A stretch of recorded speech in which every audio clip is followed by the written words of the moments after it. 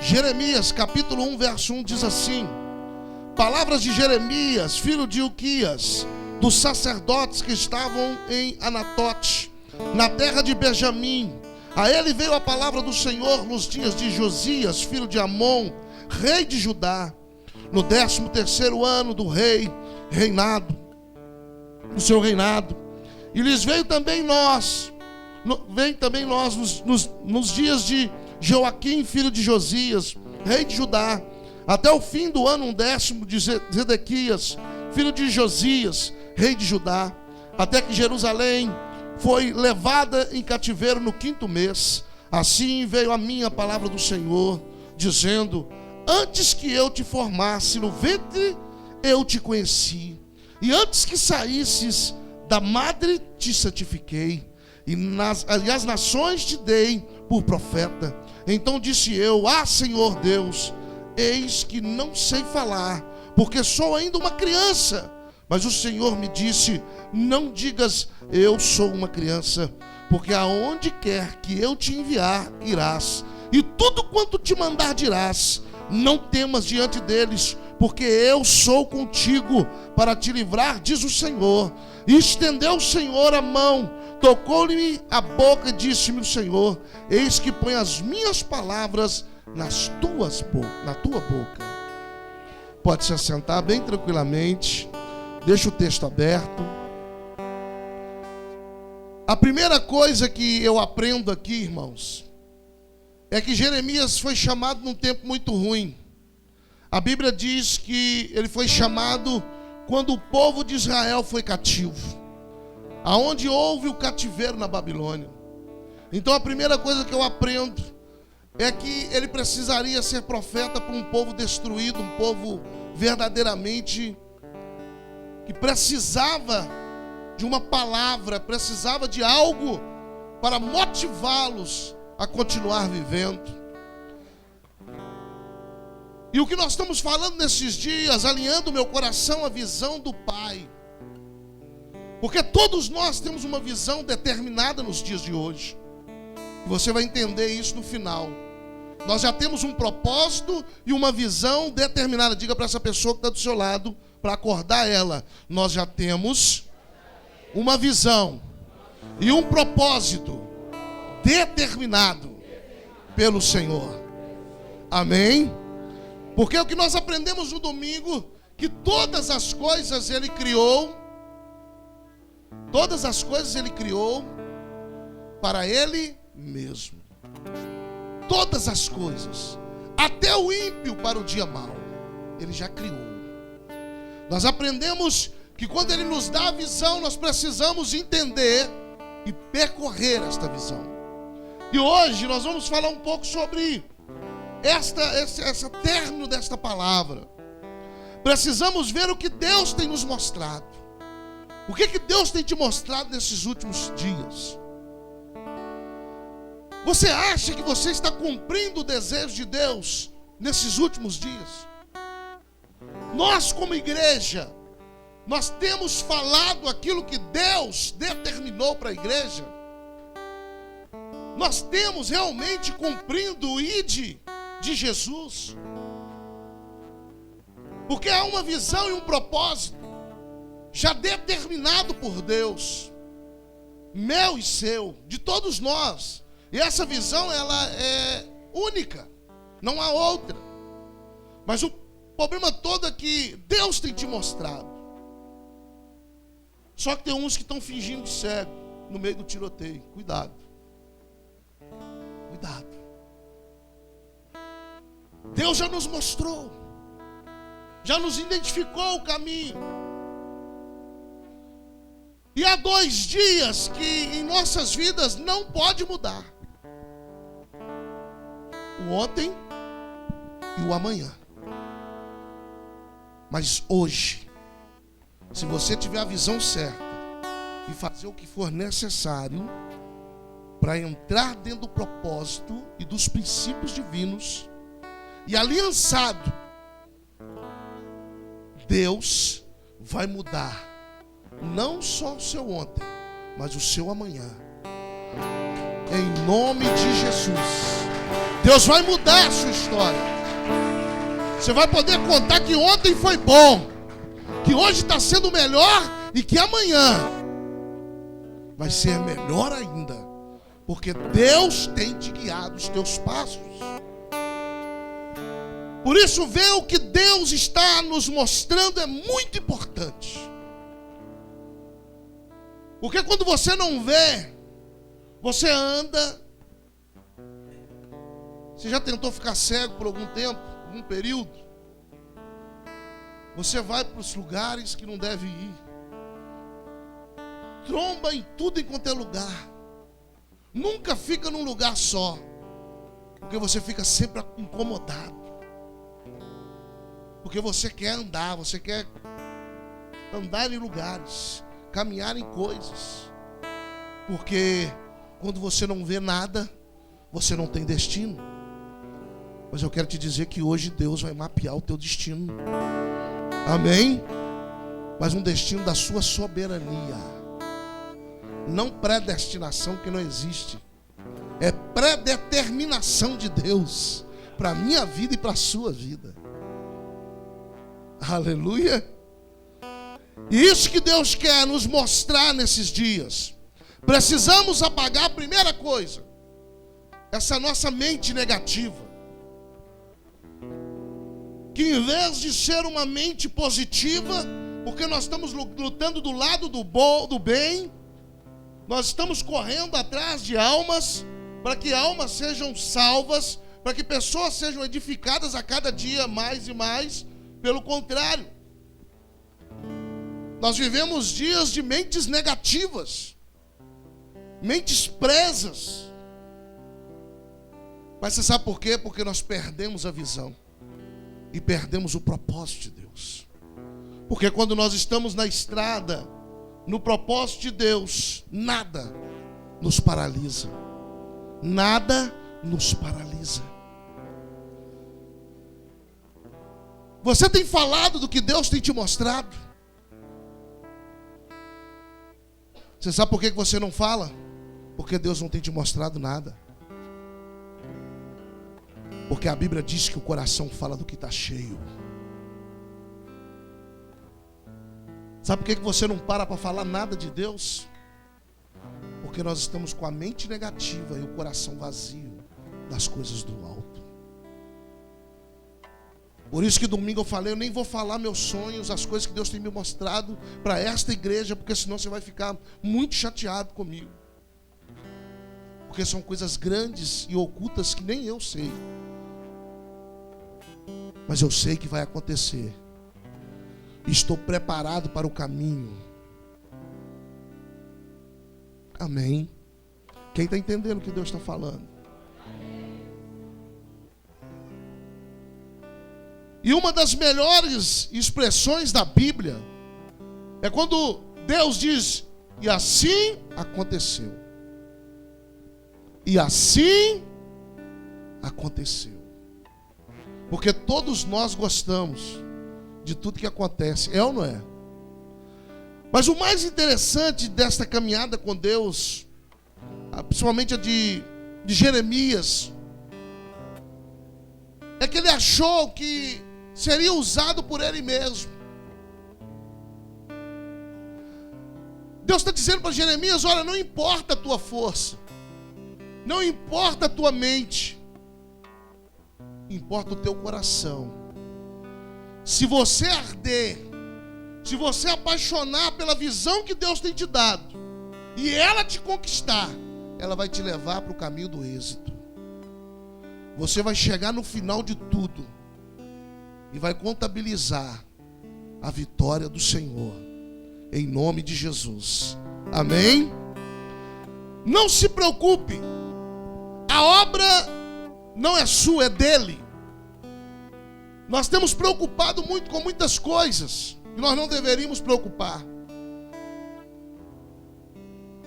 Quem frequenta a igreja, quem deixou de frequentar, irmãos, isso não é problema meu e nem seu. A obra nem é sua e nem é minha. A obra é dele. Sabe qual que é o meu trabalho e o seu? Ser conquistado pela visão do eterno e seguir em frente e conquistar os dias que são maus. É Ele que vai fazer acontecer. É Ele que vai colocar as palavras na sua boca. Ele diz para Jeremias: olha, não se preocupe não. Deus está dizendo para mim e para você nesses dias: Ele vai nos entregar reis, reinados e nações. Mas sabe qual que é a nossa dúvida? O que vou falar? Abra sua boca e deixa Deus falar por você. Ele vai colocar as palavras certas na tua boca.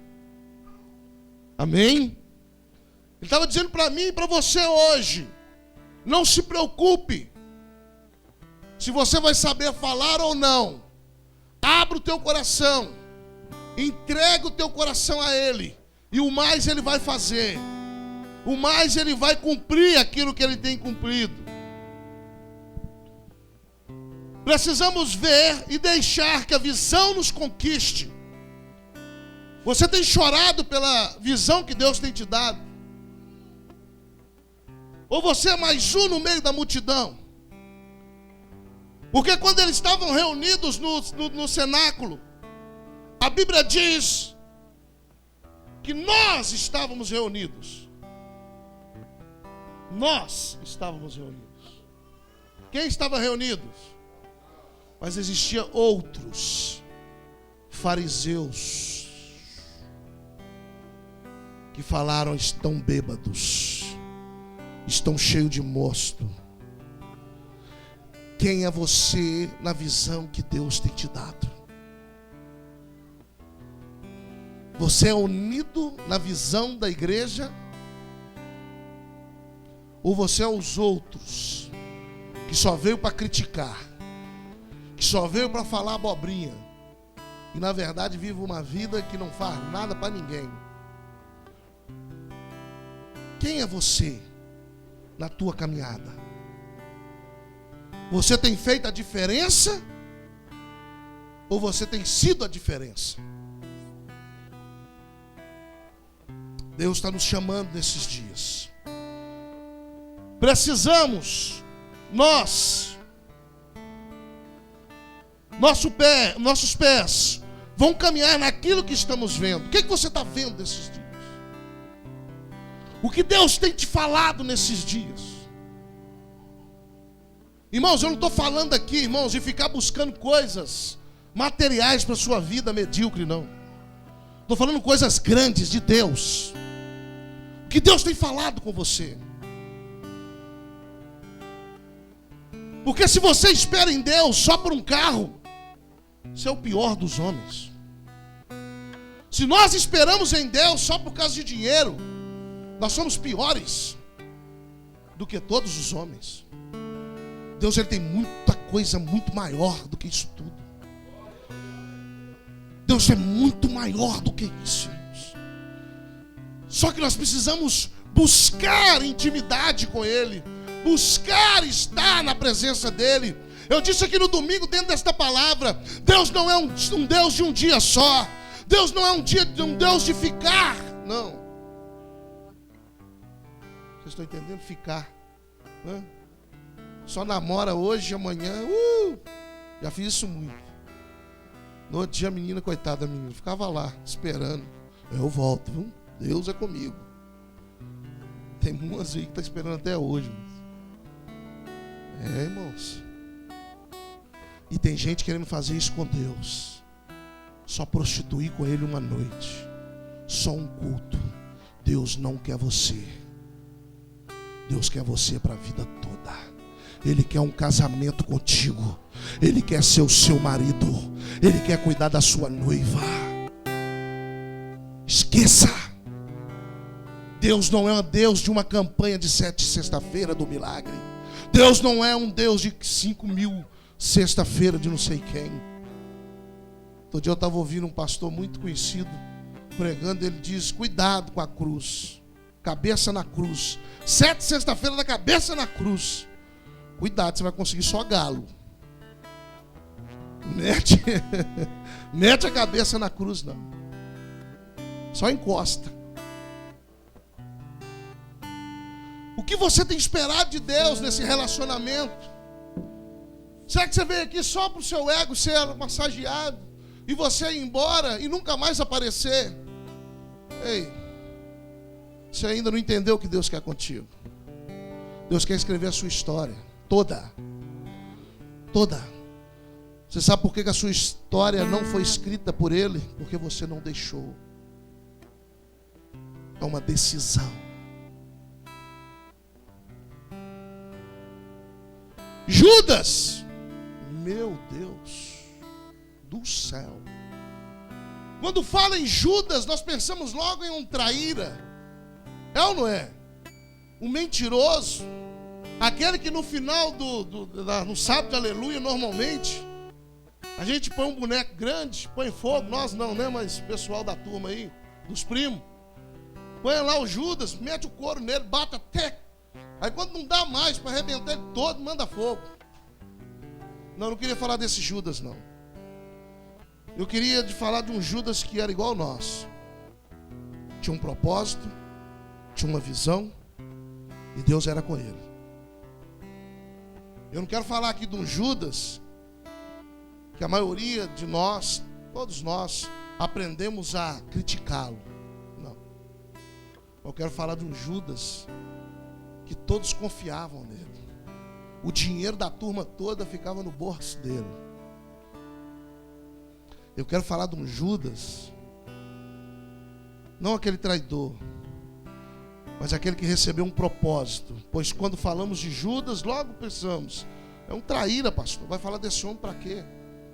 Não, mas ele traz muitas coisas que nós precisamos aprender. Porque a sua decisão pode te levar ao deserto ou ao óbito. É eu e você que vamos decidir se temos uma aliança no propósito. Todos aqueles realmente amavam Jesus, mas alguma coisa mudou nesta rota. Judas, irmãos, amava Jesus. Ele andava com Jesus. Ele segurava o dinheiro da turma. Mas ele se perdeu na sua rota.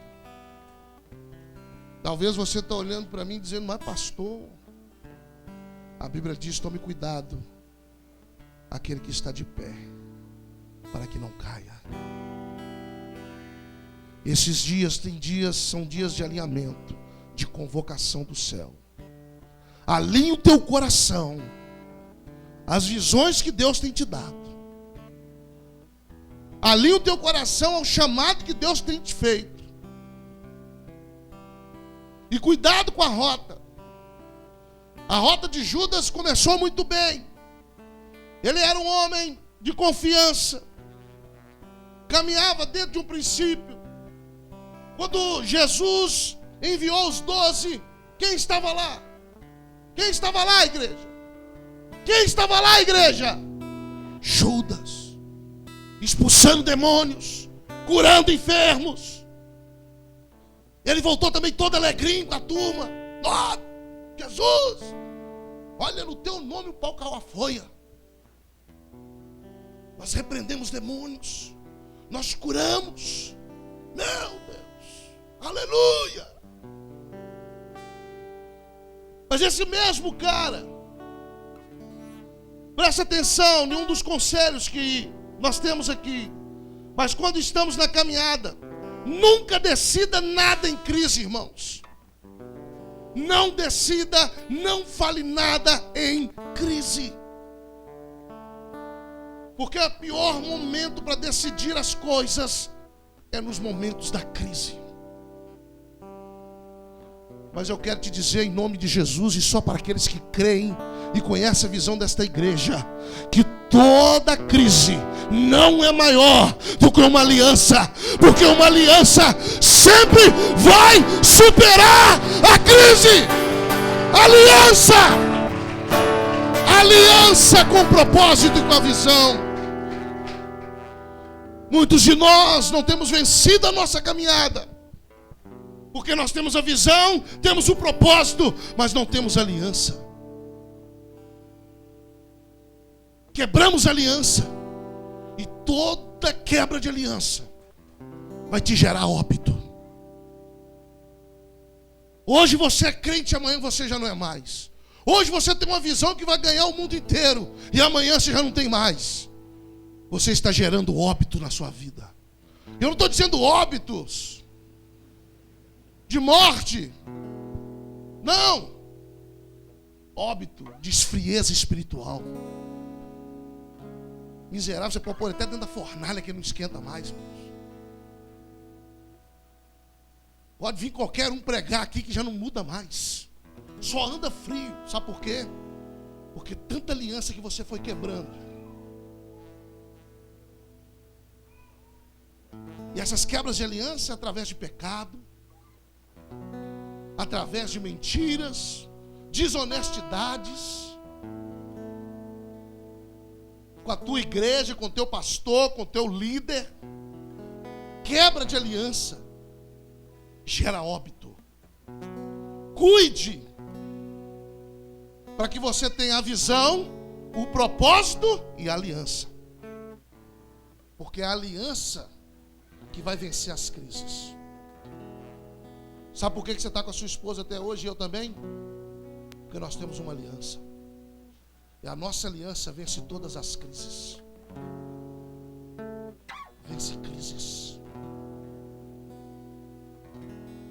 Você que está casadinho de novo, cuidado, porque ainda tem muita água para passar debaixo dessa ponte.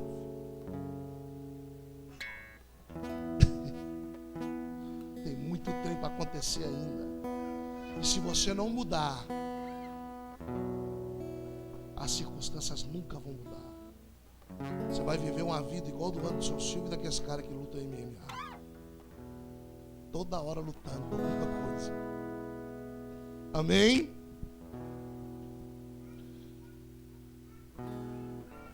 A visão, dentro da visão de uma aliança, quando ele quebra esta aliança, ele vem de Jesus, irmãos, pelo preço de um escravo. Diga, pelo preço de um escravo.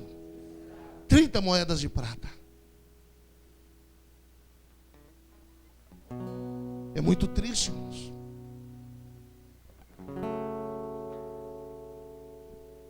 Mas não corra não, que não tem muita gente diferente na igreja não, de hoje não. Vem de Jesus porque não quer devolver dízimo. Vem de Jesus porque não quer ajudar a igreja. Vem de Jesus porque não aguenta suportar outra pessoa. Vem de Jesus por tantas outras coisas. Mas eu quero te afirmar em nome de Jesus que Ele não vendeu só Jesus. Ele vendeu o seu propósito. Ele vendeu a visão. Ele vendeu junto com Jesus, Ele vendeu a vida eterna. Junto com Jesus, Ele vendeu a aliança. Oh, meu Deus. Junto com Jesus, Ele se tornou solitário.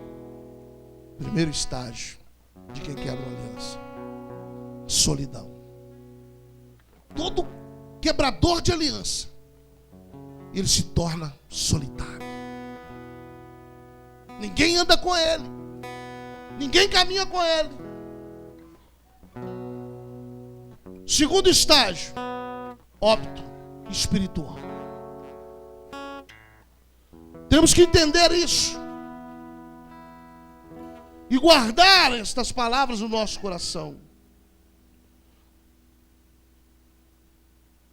E a pergunta que não quer calar: qual a visão e o propósito que Judas tinha, que a equipe de 12 tinha, e que é a mesma visão e propósito seu e meu nesses dias?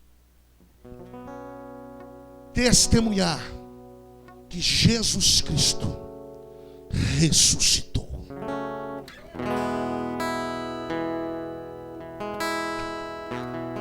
Ô pastor, o senhor está de brincadeira comigo? Era grande a visão, irmãos. O propósito era terrível. Sabe qual que era o propósito? Testemunhar a ressurreição dele, do Rei dos Reis e Senhor dos Senhores. E você sabe por que ele vendeu e quebrou a sua aliança? Porque ele já não acreditava mais. Mas não vai longe não, tem muita gente aqui hoje que já não acredita mais que ele ressuscitou, que ele pode mudar a sua história, que ele pode mudar a tua vida, e está doido para vender ele por qualquer coisa. Está doido para passar ele para frente. Mas eu quero te afirmar novamente: cuidado. Quando você vende e quebra esta aliança, você atrai óbito para a sua vida. Meu Deus. Nós somos um povo de aliança e de unidade em Deus. Nós temos um foco, um propósito a seguir. Eu queria te pedir hoje, não perca a sua rota, pois Judas perdeu a sua rota, por isso ele se arrependeu amargamente. A Bíblia diz que ele sofreu amargamente. Eu quero te dizer que agora, nesse momento, tem muitas pessoas que quebraram a aliança, estão longe da presença do Pai, que chora nessa hora, que clama por mais uma oportunidade de poder viver tudo aquilo que eles viviam na igreja. Qual tem sido a tua visão? Cuidado, a aliança não se quebra. Quando Judas fez isso, ele dividiu a equipe, ele dividiu a visão. Às vezes nós estamos indo numa rota que Deus nos deu a visão, que Deus nos deu o propósito, Deus está tratando conosco, está cuidando de nós, e nós acabamos perdendo o foco. Cuidado. Eu queria que você abrisse a sua Bíblia lá no livro de Mateus, no capítulo 11. Oh, aleluia. Você pode dar um glória a Deus aí, pelo amor de Deus? Deus está falando com você ou não? Eu creio poderosamente, amém? Olha o que diz no livro de Mateus, no capítulo 11, no verso 1 em diante.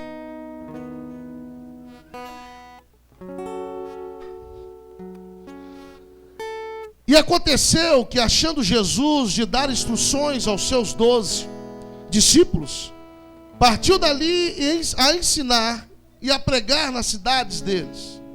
A primeira coisa que eu aprendo aqui é que Judas estava aqui. Quem estava ali? Judas estava ali. 2. E João ouvindo no cárcere. Aonde que ele estava? No cárcere. Eu quero te dizer que tem muita gente esperando eu e você, às vezes no cárcere, esperando que nós sejamos resposta para eles nesta geração. E disse-lhes, lá no 3, és tu aquele que havia de vir, ou esperamos outro? E Jesus respondendo disse-lhes, ide e anunciai as coisas que ouves e vedes. Presta atenção. Jesus, ele tinha uma visão e um propósito a seguir, e precisava vencer. E ele sabia que ia ser muito sofrimento, mas ele decidiu mudar uma geração. E o que você tem pensado para esses dias? Lá no 4, Jesus diz, olha, vai lá e conta para João o que está acontecendo. Você está contando para alguém o que está acontecendo na sua vida?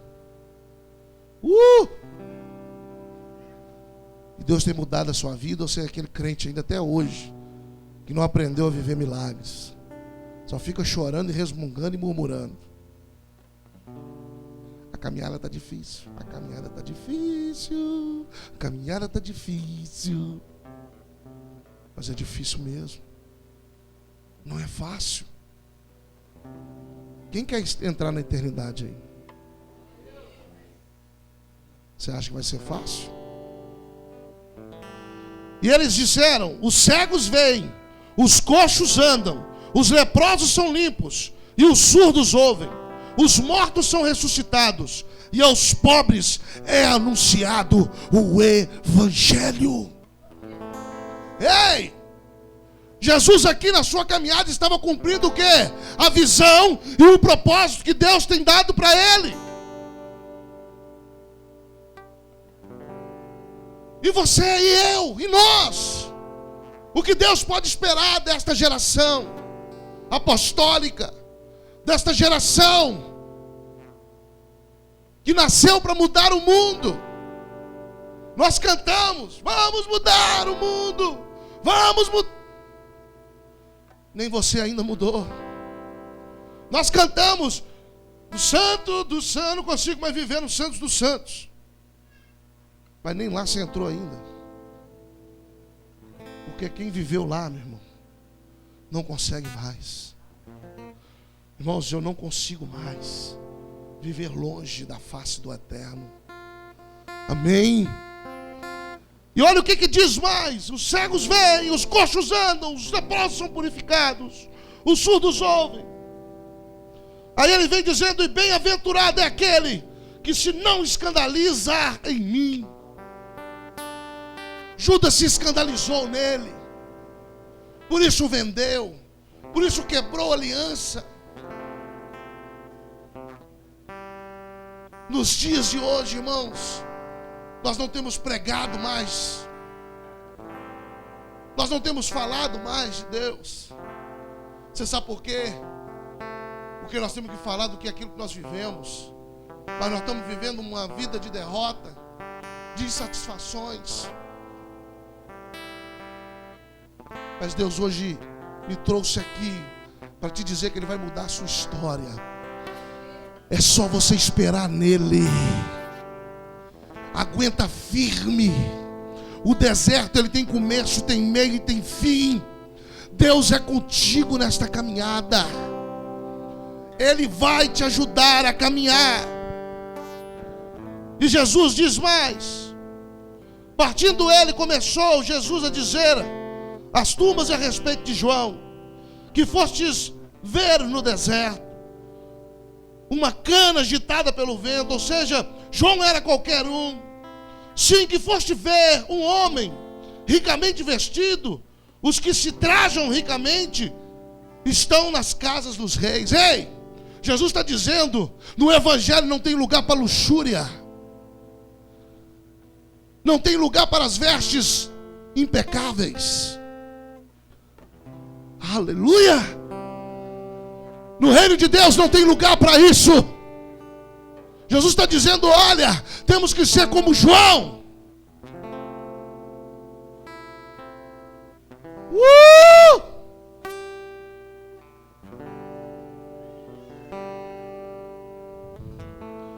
Mas então que fostes ver um profeta? Sim, vos digo, eu e muito mais do que profeta.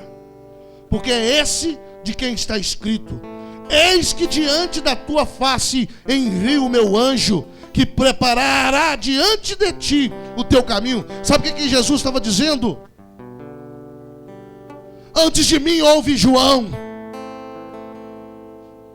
Até João profetizaram os profetas. Mas começou a escrever uma história após João. Qual história que você tem escrito na presença de Deus? Qual visão e propósito que você tem seguido na presença de Deus? O que você está fazendo na presença de Deus?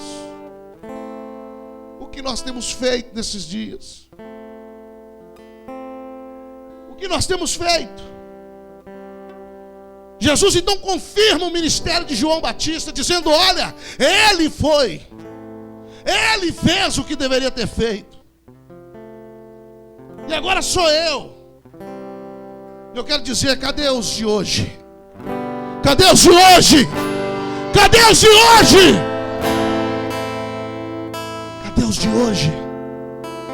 Jesus está perguntando para mim e para você: cadê os de hoje? Cadê os de hoje? Mas ele deixa um recadinho para nós lá no versículo 16. E aqui eu encerro a minha palavra. Olha o que diz: mas a quem assemelharei esta geração? É semelhante aos meninos que se assentam nas praças e clamam aos seus companheiros e dizem: tocamos-vos flauta e não dançastes, cantamos-vos lamentações e não chorastes.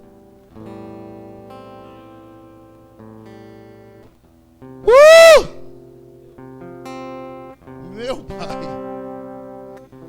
se você não está entendendo, depois eu escrevo e desenho para você, meu filho.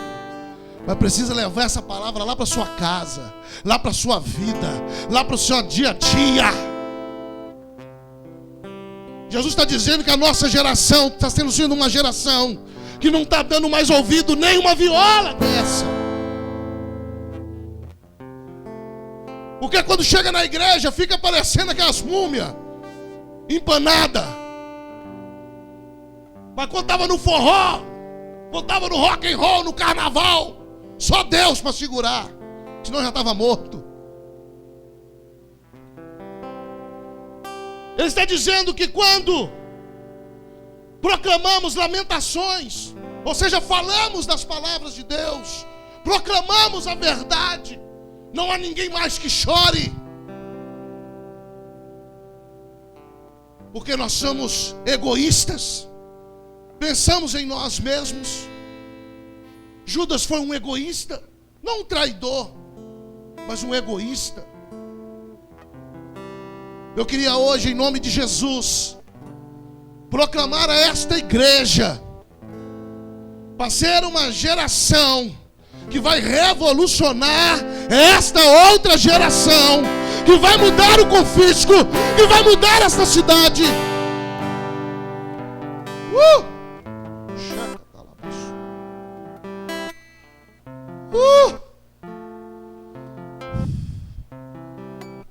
E vai responder os céus nesse dia. Porque quando tocar a flauta, nós vamos estar lá para dançar. Quando houver lamentações por esta geração, nós vamos estar lá para prantear, chorar. Quando eu disse aqui, lê o coração de Deus, nós temos até medo de ler. Eu queria que você ficasse sobre os seus pés.